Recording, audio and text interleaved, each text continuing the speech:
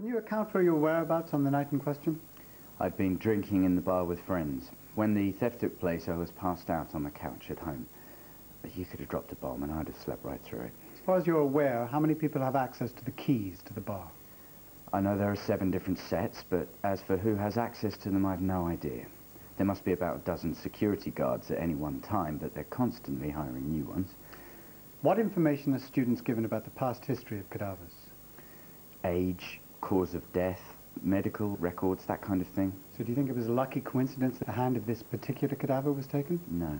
This guy had a tattoo on his back with prison gates and dates, so he'd either been inside or maybe he was just a really big fan of gates.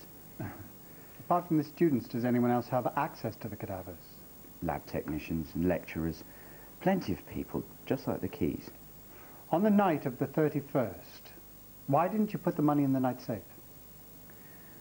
I was just being lazy, so I shoved it at the back of the shelf. I know it was stupid, but I'd had a bit to drink. Mr. Carsley, how do you view the night's events, the theft, the break-in, the theft of the hand?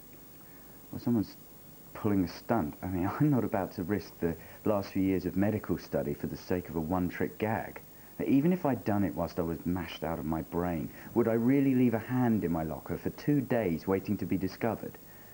Someone must have planted it there when they knew a search was going to be made. How do you mean planted? Well, anyone could have taken my keys. I'm always losing them. But it wasn't me. There's too many grey areas. What do you mean? Well, I've run the bar for 2 years, so why that night? And okay, the hand was found in my locker, but what about the beer, the money, the cigarettes? I don't even smoke. The whole thing smacks of someone trying to discredit me, being set up.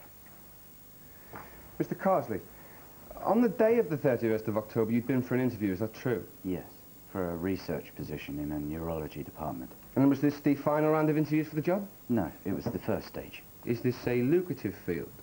Yes, you can make a substantial living from it. And how is your current financial situation?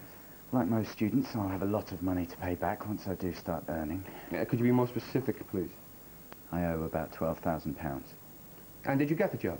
No. Although, at the time, I thought it had gone okay. What, merely okay? Well, maybe not as well as I made out to people in the bar that evening, but I still thought I'd get through to the second round of interviews. And did you tell anyone this? No, I was convinced I'd nail it, given a second chance. And Mr. Carsley, on an average night, how much money would the bar take in? A couple of thousand, maybe more. And Mr. Carsley, we heard earlier from Mr. Murray that the two of you have had several run-ins. Is that true? Yeah, 1 or 2. And what are the details of these disputes? One night in the first year, he caught me with a shopping trolley I'd taken from a local supermarket. It was hardly crime of the century. He also mentioned that he'd had cause to talk with you regarding the serving of alcohol after hours. Is that true?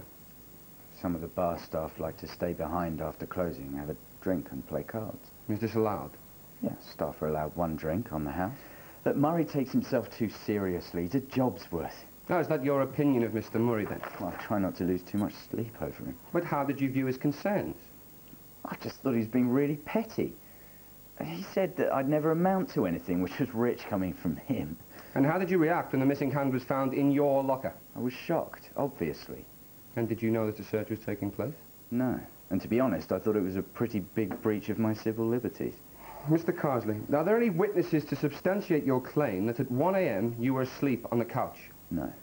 Then, given all we have heard, I put it to you that such was your disappointment at the way your interview had gone, for a job that you had clearly set your heart on, that as a result you conspired to steal the night's takings from the bar. That's ridiculous. Also, that you were aggrieved and angry at the accusation that you'd never amount to anything, so concocted the elaborate ruse of stealing a dead man's hand in order to mock Mr. Murray and his security team. That's just not true. Dad's army need no help from me there. But £3,000 is a substantial amount that any student with considerable debts would be more than happy to lay their hands on, especially given their failure to land a job that could have promised a substantial income, no? No.